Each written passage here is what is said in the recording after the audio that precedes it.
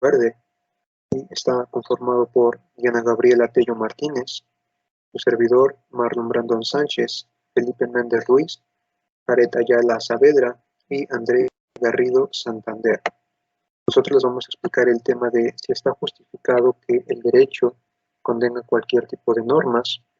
y vamos a aplicar algunas consideraciones sobre el ensayo No pongas tus sucias manos sobre Mozart, que versa sobre el concepto de tolerancia de Ernesto Garzón Valdés. Nosotros tocamos varios temas y el primero de ellos es las consecuencias de regular una conducta social. Bueno, atendiendo a este tema, las consecuencias que pueda haber de regular una conducta en las normas pueden ser diversas, dependiendo del tipo de conducta que se está estableciendo o que se está imponiendo. Primeramente, si estas fueron impuestas en base al justnaturalismo, con principios éticos y morales, los resultados van a ser positivos, pues están atendiendo a la moral social, al bienestar colectivo. En cambio, si estas normas establecen conductas en base a los enfoques positivos más extremos, como lo son el positivismo formalista o ideológico, los resultados son mayoritariamente negativos. Pues como sabemos, por ejemplo, el formalismo ideológico nos dice que nuestro deber moral es seguir el derecho y cumplirlo por el simple hecho de ya estar establecido en las normas, por el simple hecho de ya estar escrito, porque no atiende a que si estas normas que establecen conductas realmente funcionan o son funcionales en la sociedad. El ensayo sobre No pongas tus sucias manos sobre Mozart se nos relata una breve historia en la que nos explica que un padre respetaba todo tipo de acciones y conductas de sus hijos, hasta que un día una de sus hijas va a su biblioteca y toma la sinfonía número 40 de Mozart, en la que en ese preciso momento su padre la ve, se levanta y está ya enojado y dice, no, Mozart no pongas tus sucias manos sobre Mozart. Y esto nos hace referencia a que en una sociedad no puede haber todo tipo de normas, puesto que debe haber ciertas tolerancias que debemos tener en cuenta para saber hasta qué cierto punto las normas nos pueden establecer conductas. De acuerdo a Garzón Valdés, tenemos que ser tolerantes con ciertas normas que son establecidas para cumplir con ciertos objetivos que son legalmente válidos, como lo pueden ser el libre desarrollo de la personalidad, para proteger los derechos de las personas. Aunque nos desagraden, debemos respetarlas y cumplirlas, pues es la única manera en la que se puede llegar a un bienestar social y prosperar el Estado de Derecho. Pero, como lo comentaba yo, esta tolerancia tiene ciertos límites. Es decir, las normas tienen límites que no deben sobrepasar y no deben violar. Estos límites lo pueden ser la ética, la moral, los valores o los propios derechos humanos. En este sentido, cuando las normas imponen conductas que van en contra de todo esto y de los derechos humanos, nosotros no tenemos la obligación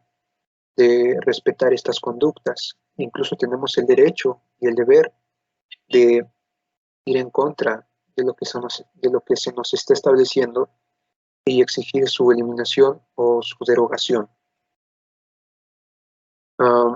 Incluso todo esto también lo podemos relacionar con lo que nos dice Kelsen con su teoría del deber ser. Él no se enfoca en el ser de las normas, en el ser del derecho, sino que él, si bien es positivista, tiene tintes moralistas en el que aspira a que el derecho debe ser mucho más efectivo y debe cumplir con aquellos estándares de la moral, de la moral social que cumple con las necesidades y el bienestar colectivo. De la misma manera, Hart nos establece la regla social y nos dice que nosotros tenemos el deber y debemos cumplir con las normas, pero solo cuando éstas nos establecen una regla social. Es decir, si esta norma cumple con lo que la mayoría de la sociedad acepta y reconoce, tenemos el deber de cumplirlo. Pero si se establece una norma que impone conductas que no son fundamentadas y no tienen una razón constitucional o legal, no tenemos el deber de respetarlas y de cumplirlas. Bueno, eso sería todo por mi parte. Gracias.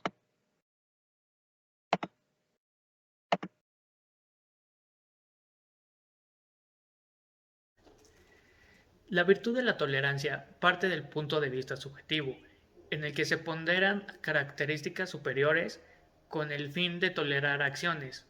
Sin embargo, si no incumple estos valores subjetivos con diversos propósitos para la autoridad o ente tolerante, como lo es en este ejemplo del padre a su hija y su hija al querer tocar Mozart, la tolerancia que le había concedido a su hija se puede atribuir a la concesión de tolerancia y ceder libertinaje a su hija con el propósito de mantener una relación unida. Pero al no haber preceptos establecidos, la tolerancia varía según la disposición de las partes y surge el cuestionamiento del cuál es el origen de la actitud tolerada, siendo este una acción específica correspondiente a un bien mayor o a la parcialidad de la autoridad para ceder. Y de cierta manera se puede entender a la tolerancia al estado de las cosas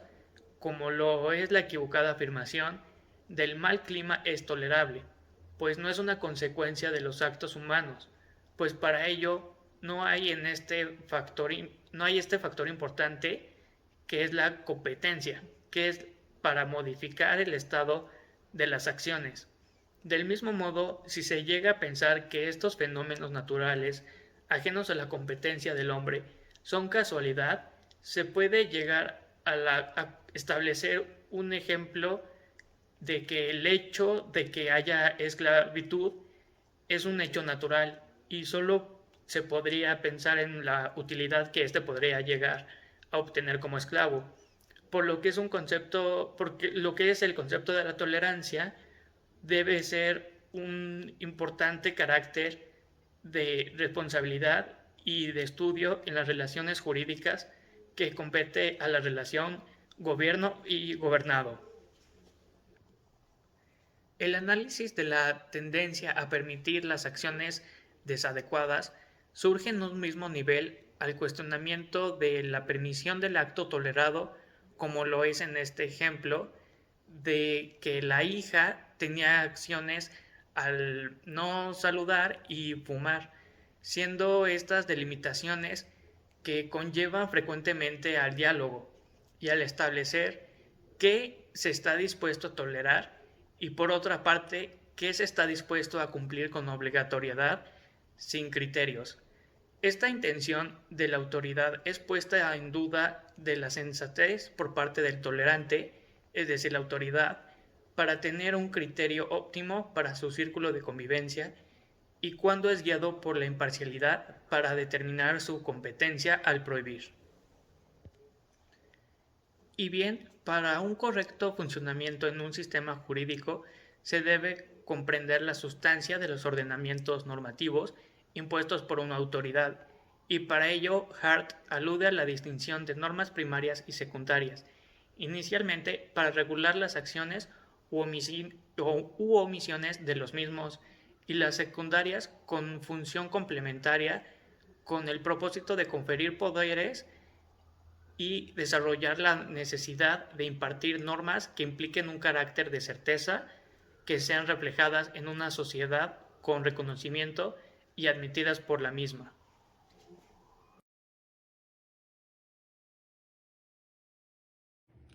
¿Podemos aceptar cualquier norma en nuestro sistema jurídico?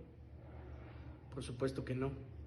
No podemos ser tolerantes con las actitudes intolerantes hacia las demás personas. Tenemos que establecer cuáles son las actitudes y comportamientos que nos ayudarán a trascender como personas y como sociedad en nuestra vida cotidiana. Con esta meta en mente, la tolerancia funge un papel muy importante en la decisión sobre qué normas podemos integrar a nuestro sistema jurídico. La lectura, No pongas tus sucias manos sobre Mozart, nos da una idea bastante clara de lo que es la tolerancia y de a dónde nos llevaría una tolerancia desmedida. Es por eso que es muy importante filtrar las normas que decidimos integrar en nuestro sistema jurídico, pues estas normas dictarán el nivel de tolerancia hacia las actitudes de las personas que tendremos como sociedad.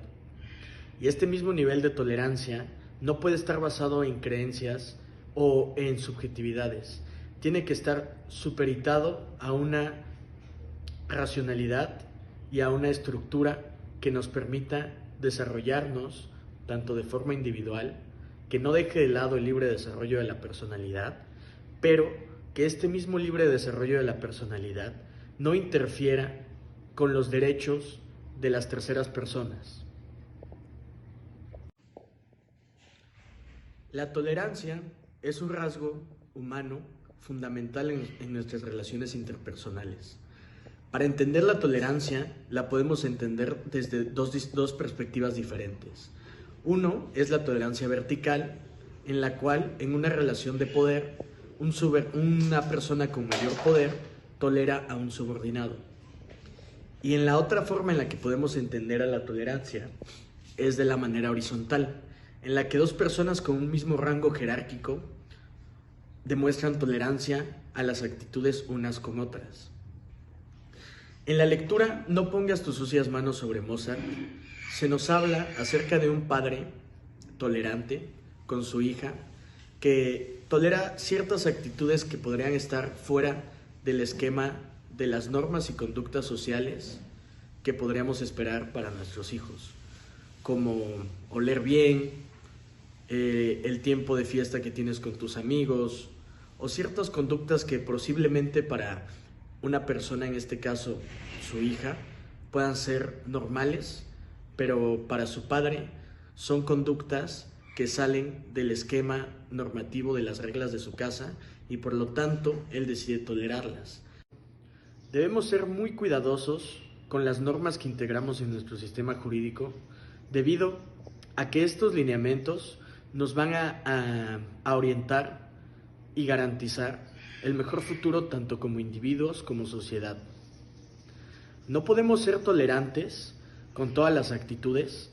porque el hecho de tolerar todas las actitudes nos llevaría a una nula existencia de la regulación de las mismas actitudes. Si somos tolerantes con todas las personas, si somos tolerantes con todas las actitudes,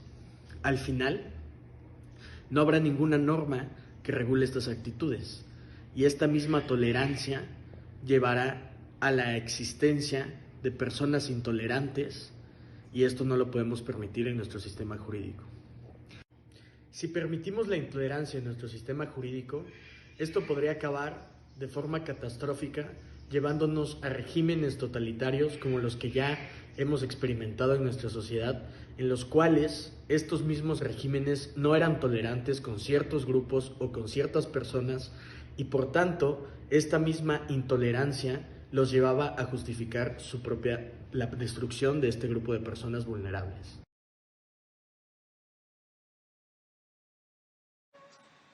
Bueno, por último quisiera dar la conclusión a nombre del equipo y al recordar el primer punto, los primeros puntos del tema, hablábamos acerca de que la tolerancia a lo que nosotros entendemos como en la lectura como las circunstancias de la tolerancia son los aconteceres que tenemos que poner en práctica de tal forma que al proceder nos encontremos con condicionantes las cuales nos van a permitir delimitar de mejor manera esta, como lo serían la competencia adecuada, la tendencia que tenemos al prohibir los actos tolerados y los argumentos para la prohibición o permisión que en un primer momento nos enseñarían que la tolerancia tiene una gran, por así decirlo, gran cancha de fútbol sobre la cual se puede explayar, y no digamos que sería algo pequeño como una cancha de tenis sobre la cual se juega un singles o una mesa de ping pong. eh, lo que pues por obvias razones no nos permitiría a, a llegar a un acuerdo si lo delimitáramos lo más pequeño posible. Bueno, todo esto también sin llegar a que se cumpla esta frase que hablaba sobre el esclavo que soporta y que padece los castigos del amo, pero que por obvias razones no lo tolerará por el simple hecho de estar en una posición inferior, lo cual vimos que nos hablaba de una tolerancia vertical. Eh, Otra de las partes que concluimos acerca de esta es que en trabajos como los de Hans Kelsen, la tolerancia implica el diálogo, y así lo deja expuesto con su tolerancia horizontal, normativamente hablando, eh, en la que deja expuesta la relevancia que tiene el contrato social entre iguales como fundamento de la democracia, contrato que pues nos permite asentar diálogos de tolerancia que en dado caso nos dejen avanzar pese a las contiendas surgidas, en momentos en los que cada circunstancia de este tipo tenga que prevalecer un diálogo que nos permita continuar hacia un mejor entendimiento. Creemos también que la tolerancia en ella debe prevalecer la sociedad, ya que permite evaluar a todas las personas de forma más objetiva y por ello ofrecer mejores opciones de igualdad y oportunidades para todos, en las que todos nos podamos desarrollar dentro de la sociedad. Bueno, quisiera agradecer a nombre de mi equipo y despedirme.